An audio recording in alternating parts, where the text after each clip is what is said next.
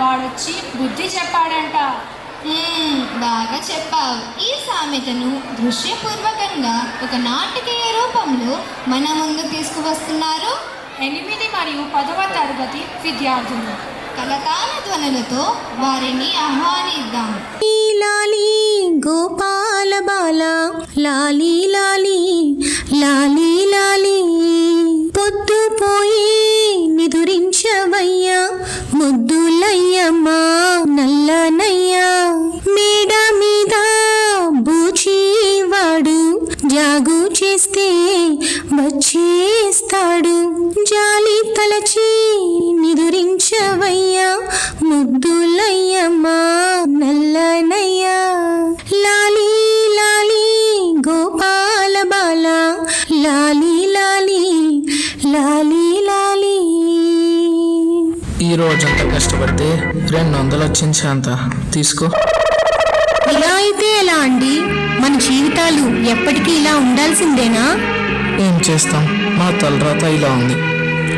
ఒక పని చేద్దాం. నేను ఒక 4 ఇళ్లలో పనిచేసి పిల్లల్ని చూసుకుంటాను. మీరు పట్నం వెళ్ళి కొంత డబ్బు సంపాదిస్తే మనం ఒక చిన్న పొలం కొని సాగు చేద్దాం. ఏమంటారు? మంచి ఆలోచనే. ఈరోజే బయలుదేరుతాను. నువ్వు పిల్లలు జాగ్రత్తగా ఉండండి. 12 seconds later.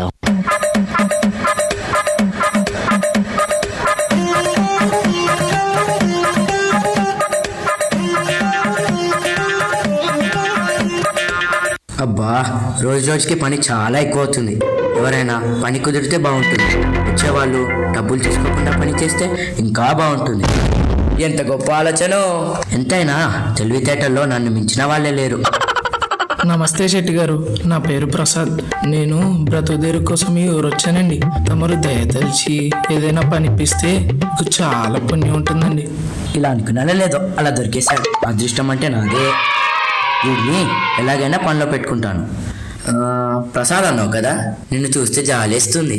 నీకు తప్పకుండా నా దగ్గర పనిస్తాను. 2 పూటల విస్తరి నిండా భోజనం పెడతాను. నెలకి 4,000 ఇస్తాను. సరేనా? మీరు దేవుడయ్యా, మీరు చల్లగా ఉండాలి. చూడండి ఎంత చక్కగా పనిచేస్తాను.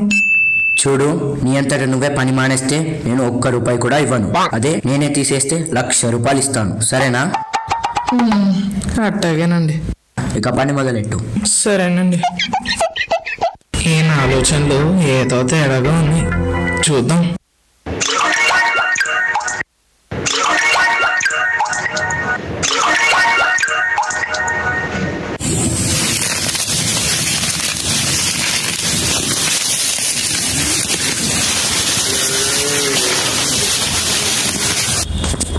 అమ్మా,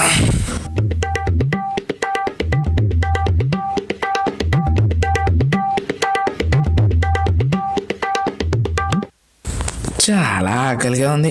అమ్మగారిని భోజనం పెట్టమంటాను. అమ్మగారు, ఈరోజు ఏం చేశారండి? ఆకలి దంచేస్తోంది. త్వరగా భోజనం చేసి దుకాణానికి వెళ్ళాలి.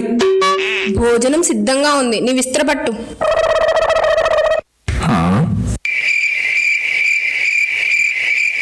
ఇదేంటి అన్నం ఇలా చల్లుతున్నారు? ఇదంతా దగ్గరికి తీస్తే 4 ముద్దలు కూడా అవ్వవు. కొంచెం అన్నం పెట్టమని అడుగుదామా? శెట్టి గారు, అన్నం సరిపోవట్లేదండి, కొంచెం ఎక్కువ పెట్టించరా? ఏమిటో అంటున్నావు? నీకు 2 పూటల విస్తరి నిండా భోజనం పెడతా అన్నాను, అలాగే పెడుతున్నాను. ఎక్కువగా మాట్లాడకుండా పెట్టింది తిని పని చేయి. ఇలాంటి భోజనం అయితే నా కడుపు ఎలా నిండుతుంది? పని ఎలా చేస్తాను? ఇక్కడ పని మానేస్తే? అమ్మో, పని మానేస్తే ఎలా? జీతం డబ్బులు రావు కదా. అయినా ఈ శెట్టి గారు నా దగ్గర పని చేయించుకొని డబ్బులు ఇవ్వకుండా ఉండాలని ఇలా చేస్తున్నారేమో. ఇతనికి బుద్ధి వచ్చేలా చెయ్యాలి.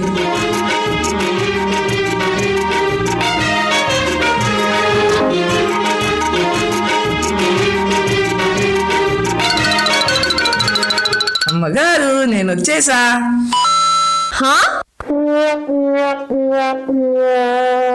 ఏమిట్రా ఇది? ఏమండి, చూడండి వీడు ఎంత పెద్ద విస్తర తెచ్చాడో. ఇంత పెద్ద విస్తరి అయితే నీకు భోజనం పెట్టడం అవ్వదు. ఎందుకు అవ్వదయ్య గారు? మీరు విస్తరి నిండా భోజనం పెడతానన్నారు, కానీ చిన్న విస్తరా పెద్ద విస్తరా అని చెప్పలేదు కదండి.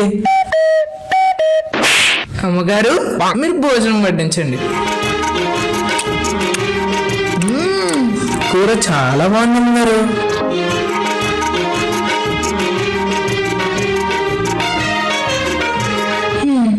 కొంత కడుపు నిండింది. ఇక్కడున్న ఈ జీడిపప్పు, పిస్తా, బాదం పప్పు తిని ఇంకొంచెం కడుపు నింపుకుంటాను.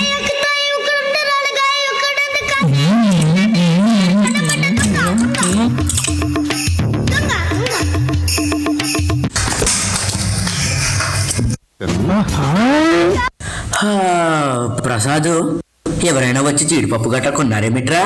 కొంత తక్కువ ఉన్నాయి. అవునయ్య గారు, తీసుకోండి డబ్బులు. ఇంత తక్కువ ఉన్నాయేమిట్రా? ఎంతకి అమ్మావు?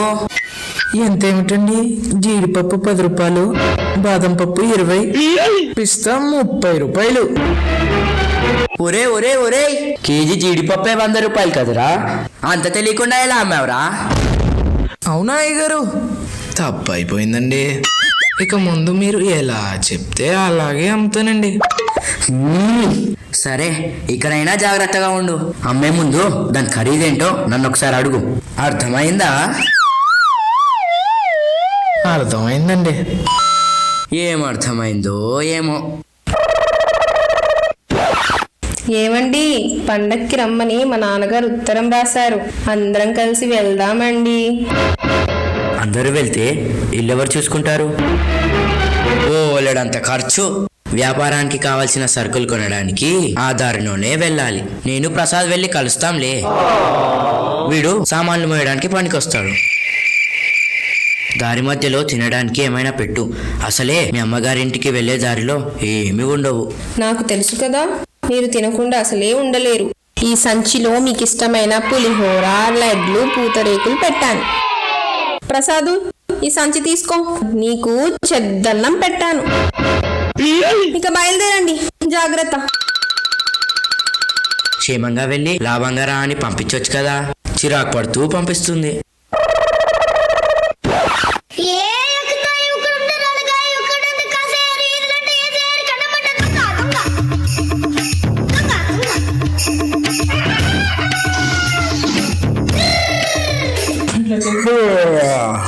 ప్రసాదు, ఆకలేస్తుందిరా, భోజనం చేద్దాం.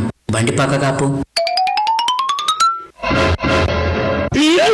అయ్యగారు, మీరు బండి దిగి వచ్చినప్పుడు మీ సంచి కింద పడిపోయిందండి. ఇంతలో ఈ గుర్రం మీ భోజనం మొత్తం తినేసిందండి. ఇప్పుడెలా రా? నాకు చాలా ఆకలిగా ఉంది. ఈ ప్రాంతంలో తినడానికి కూడా ఏమీ దొరకవు. అయ్యో, నాకు అన్నం పెట్టే మా శెట్టి గారికి అన్నం లేకుండా పోయింది. నేను ఆకలితో ఉన్నా పర్లేదు, మీరు నా చెద్దన్నం తినండి అయ్యగారు. నేను నీ అన్నం తినడం ఏమిట్రా? ఆకలితోనైనా ఉంటాను గాని నీ చెద్దన్న మాత్రం తినను. పోన్లేండి, నేనే తింటాను.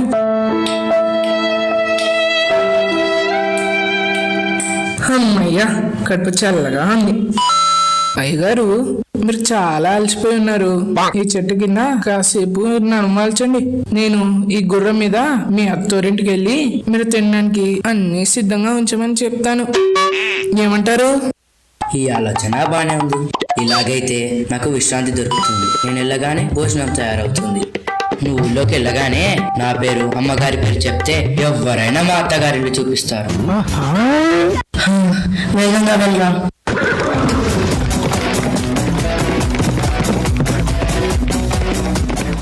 నమస్కారం అండి, నేను శ్రీనివాస్ శెట్టి గారి దగ్గర పనిచేస్తానండి. ఇది ఆయన గారు అత్తోరిల్లేనా అండి?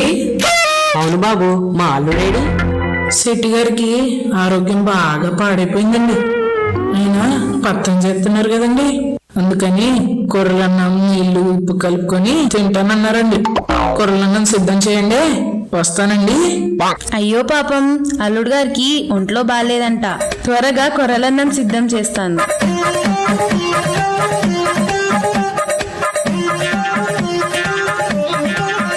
అత్తయ్య, మావయ్య, మీరు బాగున్నారా? మాకేమైనా బాగానే ఉన్నావు. నీ ఆరోగ్యం ఎలా ఉంది? బాగా నీరసంగా కనిపిస్తున్నావు. త్వరగా కాళ్ళు చేతులు కడుక్కొని భోజనం చేయండి. నాకేదో అనారోగ్యం అన్నట్లు వీళ్ళేంటి ఇలా అడుగుతున్నారు? అయినా నాకెందుకులే, ఆకలేస్తుంది. ఒక పట్టు పట్టాలి. కొర్రలన్నం, నీళ్లు, ఉప్పు సిద్ధంగా ఉంచాను. మొహమాట పడకుండా తిను బాబు, నీకు మజ్జిగ తీసుకొస్తాను. వీళ్ళు ఇక్కడ మంచిదండి ఇంటల్లుడికి కొర్రలన్నం పెట్టారు. వాళ్ళు ఆ గదిలో పరమాన్నం పాయసం తింటున్నారు. నా కళ్ళతో చూసానంటే నమ్మని. చీ వీళ్ళు వద్దు, వీళ్ళ మర్యాదలు వద్దు. అదరా పోదాం. అత్తయ్య, మావయ్య, నాకు పనుంది, వెళ్తున్నాను. అల్లుడికి ఒంట్లో బాగాలేకపోయినా మన కోసం ఇంత దూరం వచ్చాడు. బాబు కొర్రలన్నం పట్టుకెళ్ళు, దారిలో ఆకలైతే తిను. నాకే అన్నం వద్దండి, నన్ను వెళ్ళనివ్వండి, పనుంది. నాకు చాలా నీరసంగా ఉంది ప్రసాద్, కళ్ళు తిరుగుతున్నట్లుగా ఉంది. అయ్యో అయ్యగారు, మీరు ఇలా కూర్చోండి. మనం ఇంటి దగ్గరలోనే ఉన్నాం.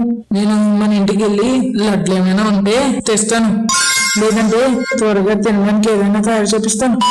అలాగేరా, త్వరగా వెళ్ళు.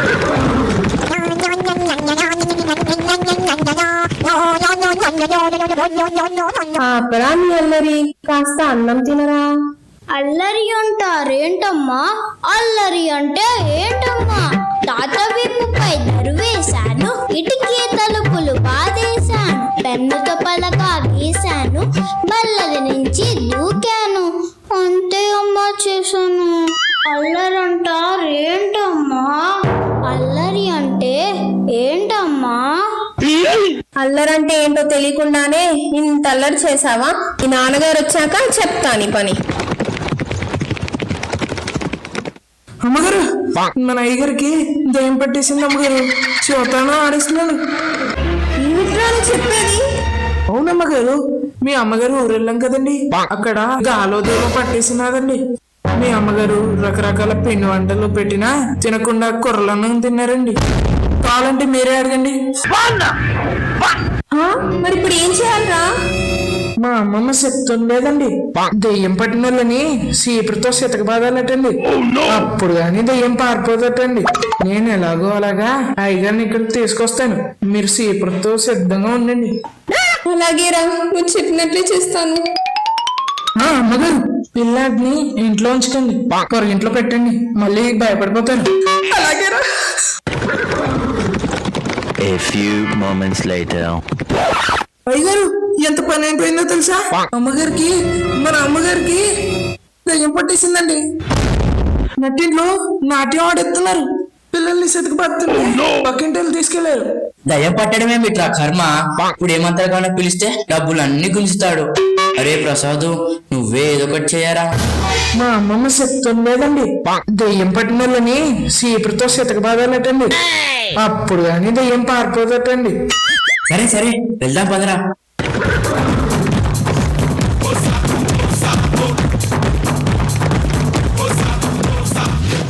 ఏ అక్కడే ఆగు, నువ్వు కొర్రలన్నం తిన్నావా లేదా? తిన్నాను. అయితే ఏంటి? కొర్రలన్నం తిన్నాడు, ఖచ్చితంగా దయ్యం పట్టుంటది, చీపురుతో కొట్టాల్సిందే.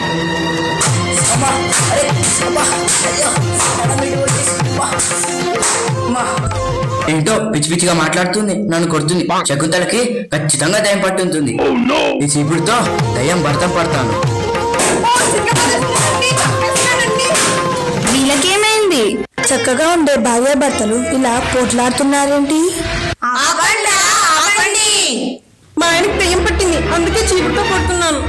నాకు దయ్యం పట్టడం ఏంటి? నీకు దయ్యం పట్టిందని ప్రసాద్ చెప్పాడు. ఎరా ప్రసాద్?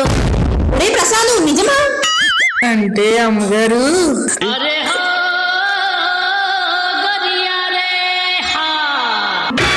మాతోనే ఉంటూ ఇన్నాటలు ఆడతావా? నేను ఈ రోజు పనుల నుంచి తీసేస్తున్నాను. పో. మీరే నన్ను తీసేస్తున్నారు. 1,00,000 రూపాయలు ఇవ్వండి. 1,00,000 రూపాయలా? 1,00,000 రూపాయలే. మీ అంతటా మీరే నన్ను పనుల నుంచి తీసేస్తే 1,00,000 రూపాయలు ఇస్తానన్నారు, గుర్తుందా? ఎంతో తెలివిగా విస్తరి నిండా అన్నం పెడతానని అన్నం మెతుకులు విదిల్చి నన్ను ఆకలితో ఉండేలా చేశారు. మీరు నిజాయితీగా ఉంటే నేను నిజాయితీగా పనిచేసేవాడిని, కానీ మీరు తెలివితేటలు చూపించాలనుకున్నారు.